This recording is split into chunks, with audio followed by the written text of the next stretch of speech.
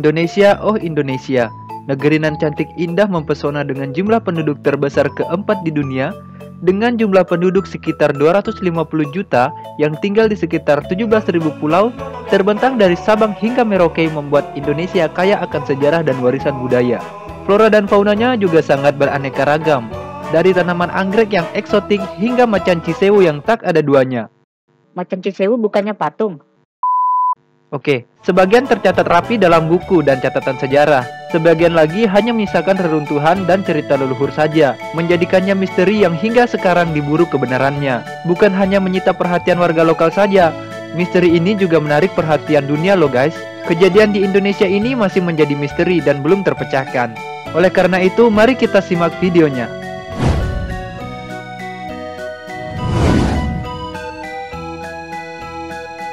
Para peneliti dunia hingga kini masih melakukan usaha pencarian orang-orang kerdil di Indonesia. Salah satunya adalah orang pendek di Jambi.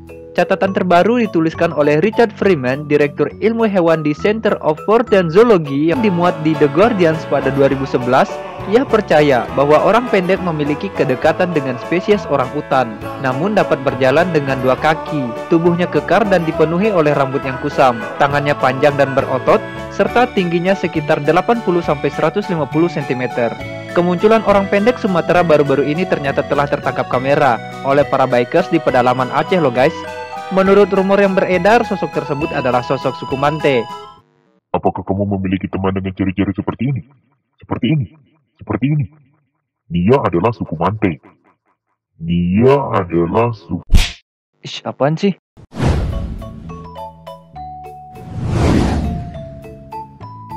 Benda persegi bertuliskan Cipetir bertebaran di pantai-pantai Inggris dan Eropa bagian utara selama 100 tahun terakhir. Seorang wanita Inggris bernama Tracy Williams menemukan dua balok berbahan kenyal ini di dua pantai berbeda. Kemudian ia pun melakukan riset untuk menelusuri asal-usulnya. Ternyata balok ini berasal dari Sukabumi, Indonesia loh guys. Saat Belanda masih menjajah, ada sebuah perkebunan karet yang menghasilkan balok-balok persegi. Perkebunan karet yang menghasilkan balok-balok persegi. Gimana ceritanya? Oke, dulu digunakan sebagai penetralisir laju panas kabel telegraf yang melintang di dasar laut. Diduga balok ini ditumpahkan oleh kargo kapal Jepang yaitu Miyazaki Maru yang tenggelam pada Perang Dunia Pertama. Selama ribuan tahun, penghuni Pulau Madagaskar hanyalah hewan lemur saja. Tim peneliti genetika yang dipimpin oleh Murray Cox menemukan bahwa nenek moyang penduduk Madagaskar adalah 30 perempuan. 28 diantaranya adalah orang Indonesia. Wow. Para perempuan Indonesia itu datang ke Madagaskar pada sekitar tahun 1200-an. Diduga kapal mereka saat itu tenggelam. Atau mungkin mereka adalah korban dari kapal nyasar pemudik yang tak kunjung pulang ke kampung halaman kali ya.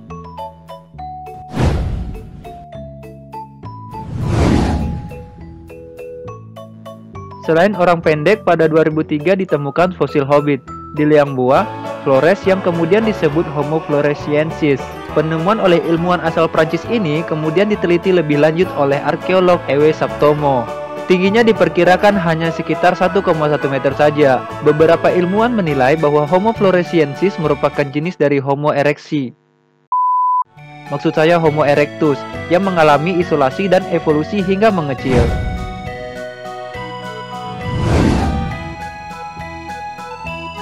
Pada 1947, dua kapal dagang Amerika Serikat yang sedang berada di perairan Malaka menerima pesan darurat dalam bentuk kode Morse dari kapal dagang Belanda, yaitu SS Orang Medan. Semua awak kapal termasuk kapten terbaring sekarat di ruang peta dan anjungan. Mungkin semuanya sudah meninggal dunia. Aku akan mati. Lalu suara pun terputus. Begitulah kesaksian mereka. Kedua kapal dagang Amerika Serikat itu akhirnya mencoba untuk mendatangi kapal orang Medan tersebut. Kapal itu sudah terapung-apung di lautan dengan jasad para kru yang bertebaran di dek dengan mata terbelalak. Ketika kapal orang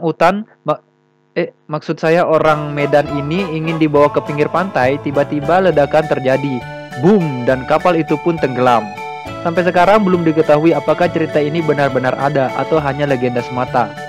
Sekarang gilir Anda yang menilai, apakah ini sebuah legenda atau kisah nyata? Sebuah legenda atau kisah nyata? Benua yang diungkap dalam buku Plato, Timaeus, dan Critias memicu semangat banyak orang mencari sebuah peradaban yang hilang, yaitu Atlantis. Plato menceritakan bahwa dulu Atlantis adalah sebuah benua, namun semuanya berubah setelah negara api menyerang. Atlantis tenggelam ke dasar laut dalam waktu 1 malam saja setelah gagal menyerang Yunani. Sejumlah orang menganggap ucapan Plato itu sebagai kiasan saja. Sebagian lain berusaha menelusuri lautan untuk menemukan Atlantis. Penulis buku Atlantis, The Lost Continent Finally Found, mengatakan bahwa Atlantis terletak di bagian dunia dengan gunung api terbanyak. Hal ini tentunya merujuk pada Indonesia sendiri ya guys, di mana Indonesia adalah negara yang memiliki gunung api terbanyak di dunia.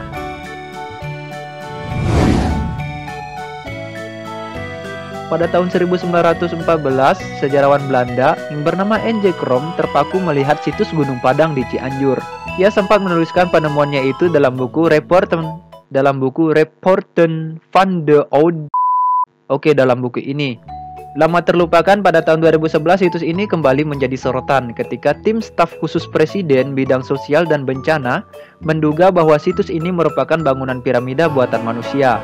Jika benar, ini akan menjadikan situs Gunung Padang sebagai piramida terbesar dan tertua di dunia. Wow, keren. Nah, itulah 7 misteri Indonesia yang masih belum terpecahkan sampai saat ini. Bagaimana menurut kamu? Silakan berkomentar di bawah.